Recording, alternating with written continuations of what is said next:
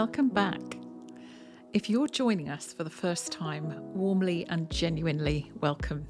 My name's Joanne Avison, and this is a podcast about fascia, movement, and the deeper intelligence of the living body and the living geometry that is sacred and deep to our architecture. And to all of you who have travelled this whole series with me, thank you. We've come a long way together through zero, through fire, through earth, water and air. And today we arrive at the fifth and final of the 5 Platonic volumes. And this is the one that the ancients considered almost too sacred to name. It's the Dodecahedron.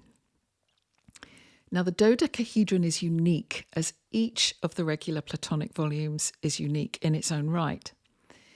The dodecahedron's particular signature is 12 pentagonal faces, 20 vertices, 30 edges. It is the geometry of ether, the fifth element, the one that doesn't burn, doesn't crystallize, doesn't flow, doesn't breathe, doesn't appear to do anything, yet everything relies on it to be. The one that simply, quietly is.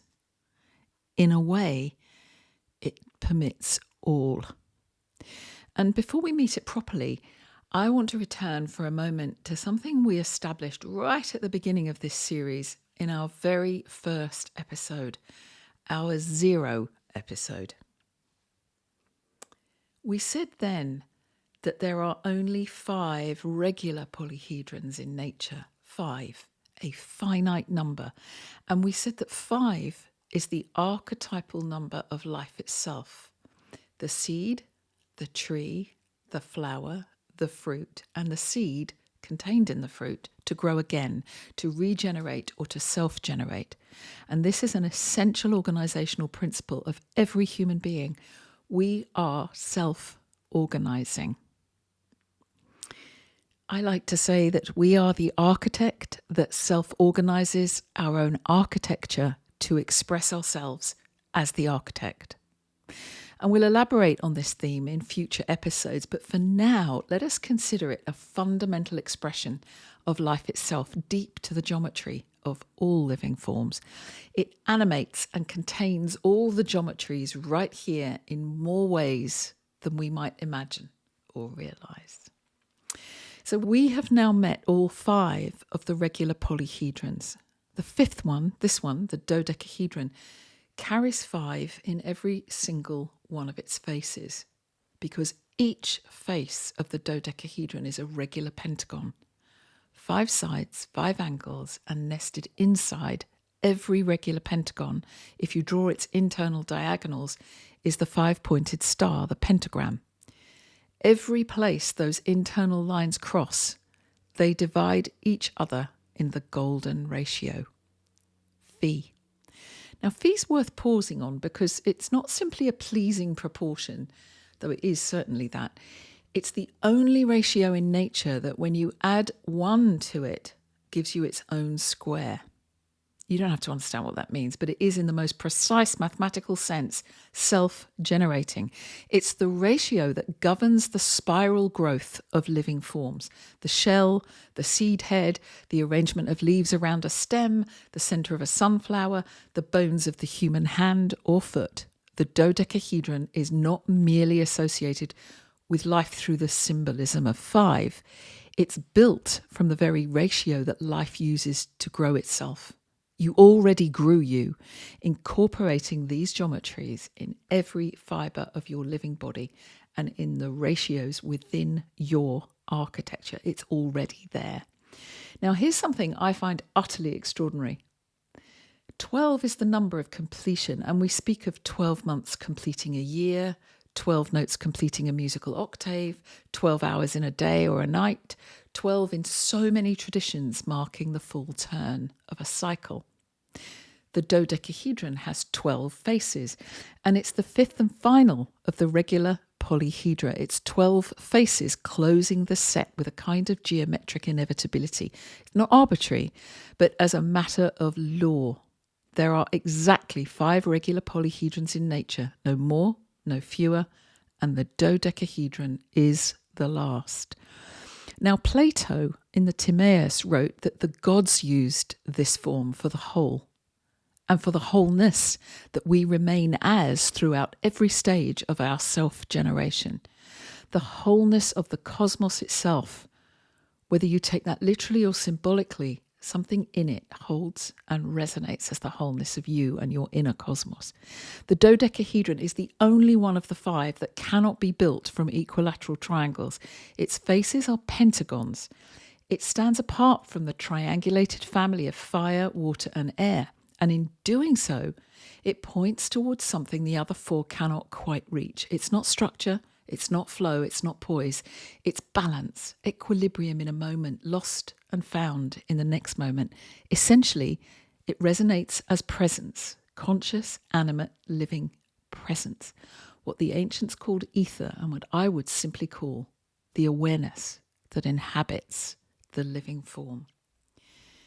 Now, there is a word I want to bring in here because it belongs to this episode and to this volume specifically, this Platonic volume.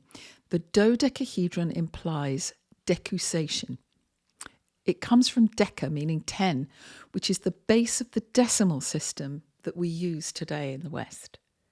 The Hindu Sat, the numerical system that was introduced to the Western world hundreds of years ago through Arabian trading communities and rooted in Vedic mathematics. Before it arrived in the West, we used Roman numerals, which had no 0 and no decimal base. In the UK, we held on to a remnant of the older duodecimal system based on 12, well into modern times. We had 12 inches in a foot, we had 12 shillings in a pound. The imperial system of measurement and currency that remained until decimalisation in 1971. Now, that shift to base 10 to the decimal money system was also the moment that opened the door to the rapid expansion of computer technology because it gave access to a new mathematical symbolism built on the same Vedic foundation that sacred geometry has actually always rested on. Having said that, decimalisation was rapid, but the archetypal 12 still holds on to many of us. The UK, if you think about it, managed to decimalise its currency in a single day and then spent the next 50 years failing to fully commit to metric. We're a nation that gives road distances in miles and weighs itself in stones while buying vegetables in kilograms. Not a nation that's fully resolved its relationship with measurement. But the point here is that the shift from 12 to 10 as the base of our counting and measuring systems is not just an historical footnote. It is still alive as a cultural tension right now in everyday life. Many of us still reach instinctively for feet and inches because 12 has not entirely let go of us. Yet it was adopted. The base of 10 can be argued as the original foundation in many ways, certainly of the ancient cultures. Decussation basically means crossing, the X pattern, the crisscross arrangement that appears throughout the living body, from the large visible architecture of the intercostal muscles and the obliques, right down to the latticed tubular network of every vessel, every nerve. Think about it, every blood vessel, the tunicai of each one in your body, each one of them a fascial tubular network. The optic nerves themselves cross at the optic chiasm, and it is a foundation of how we see. The dimensions we perceive are based in this overlapping geometry, the nerve pathways that cross at the brainstem. The fascial fibres everywhere in the body cross and reweave at every scale. Decussation is not incidental to the body's design, it's central to it. It's a direct expression of the Pentagon's internal geometry. Those crossing diagonals of the pentagram repeat in living tissue from the micro to the macro. And there's something else the dodecahedron contains. It's something we've been moving toward since the very first episode of this series, the introduction.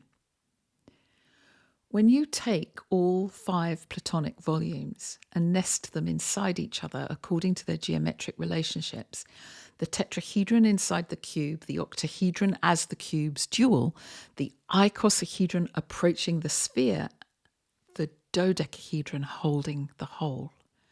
And then you map the lines connecting every center point of every circle in the flower of life, an ancient sacred geometric figure found carved in stone temples across the world. What emerges is a single figure that contains all 5 volumes simultaneously, all 5 Platonic volumes. It's called Metatron's cube. And this is not mysticism, it's geometry. All 5 regular volumes, the complete structural code of nature held in one figure that human beings have been drawing for thousands of years. It was always there, waiting for us to find it. Reveal it. Now, I want to say something about the nature of what we've been travelling through together because it really matters for where we're going to go next. This whole series has moved in a kind of a spiral, not a circle repeating, but a spiral with each episode containing what came before it while moving around to a different level. Now, in the living body, that is expressed as 2 things: the Ida and Pingala of Indian Vedic wisdom in yoga, and the yin and the yang of Chinese wisdom. Both are based in the flower of life geometry. And between them, a third force arises spontaneously from their coordination. The left-handed spiral and the right-handed spiral form a tube naturally. And in Vedic wisdom, this is called Sushumna, arising spontaneously from the balance of co-creative forces at the literal and the symbolic level. It is archetypal to our living form. That is chirality and counter-chirality, the handedness of living systems, the quality that distinguishes a living spiral from a merely mathematical one. We have a left and right ear, hand, lung, foot, and so on. Neither is a model of the other. It's reversed reflection of it. And that distinction matters more than it might first appear. Consider your 2 hands. Each one has 5 fingers, 10 in total, and that's not incidental. 5 is the archetypal number of life, and 10 is what happens when 5 meets its chiral reflection. The decimal system, Deca 10, the base of all our modern mathematics, is literally 2 hands of 5. We counted it into existence on our own fingers before anyone thought to write it down. The body wrote the mathematics first. Now cup both hands together and notice what happens. 2 sets of 5 fingers, mirrored, neither a copy of the other, come together to form something neither hand can quite be on its own. It's a vessel. It's something that can hold water, hold warmth, hold life. That is chirality made visible and feelable in the simplest human gesture. 2 chiral spirals, creating a third thing between them. Sushumna arising from Ida and Pingala, the vessel arising from the 2 hands, the child arising from the union of the upward and downward pointing triangles. The same principle at every scale, in every tradition, in every body. We see it in the hands joined in prayer, in the full embrace that one arm alone cannot complete, in the encircling that only becomes whole when both sides meet and wrap. A one-armed hug is warming, an embrace is completion, and that difference is geometry. It is chirality. It is 10 arising from the meeting of 5 with its reflection. The nautilus doesn't just repeat its previous chamber. It transcends and includes it, larger, more complex, the same ratio throughout. And that is what these 6 episodes have done in a way, and it's what the body does without pause from the moment of conception. Perhaps that's why the overall principle of divide and conquer has been useful for us up until now. We couldn't comprehend the scale of our own complexity and how we are nature's genius expressing itself in all our unique and individual brilliance. In our 0 episode, the first one, we said that the 5 regular volumes are the grammar of nature, and the infinite irregular polyhedrons are the kind of language as it is actually spoken in all its variation and depth and genius, uniquely by you in your body right now.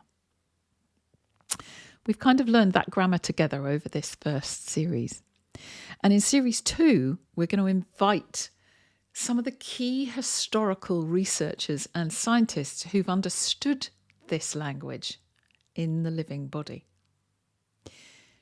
Series 2 is the story of the researchers, the scientists, the artists, and the anatomists who have observed and made this real. They've bridged the crosslinks, moving from ancient sacred geometry into the laboratory, into the anatomy suite, into the clinic, and into the story of the body, so that we could take it into the movement studio. Jean-Claude Gamberteau, whose extraordinary endoscopic camera took us inside living tissue for the first time and showed us the infinite polyhedral chaos of fascia in motion. Donald Ingber, whose exquisite work on tensegrity at the cellular level changed the way biology understands how cells receive and transmit information. Kenneth Snelson is the sculptor and structural genius who built the forms that Buckminster Fuller named tensegrity, and who understood intuitively that he was working with the geometry of life and the fabric of living form. And John Sharkey, whose term fasciategrity brings the whole living matrix together in clinical and anatomical focus to make sense of it in practice for all of us, to serve each other and understand physiology better. These are not footnotes. These are the people who did the work that allows us to say with confidence, with clarity, and with evidence that the geometry we've been exploring in this series is not poetic. It's precise, it's real, and it's you.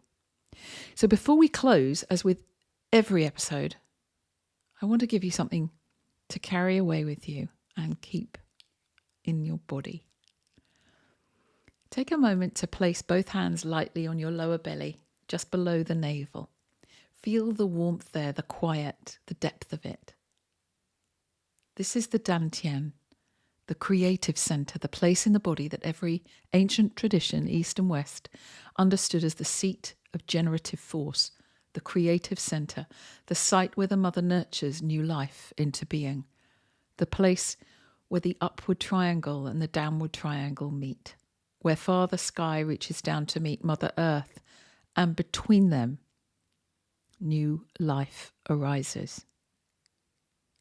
And now breathe slowly and fully into the belly, and as you do, feel that centre expand in all directions simultaneously, not just outward, but radiating in every plane, every diagonal, every direction at once. Feel the spiral nature of it, the way the breath doesn't simply inflate and deflate, but turns, moves, reorganizes, returns. You are doing this between 15,000 and 20,000 times every single day. The geometry was never imposed on you from the outside. It was never a theory applied to a body. It's always already there, as you, expressing itself through you, waiting quietly to be recognized, unconcealed. 5 elements, 5 volumes, 1 body, yours. The grammar is complete. The language is infinite. It's alive in you right now. And I can't wait to see you in Series 2, where we will have some fun with the key players and their particular genius in how this story becomes practical and becomes something that we can use for our own highest good and that of all concerned. God bless, and see you in the next series.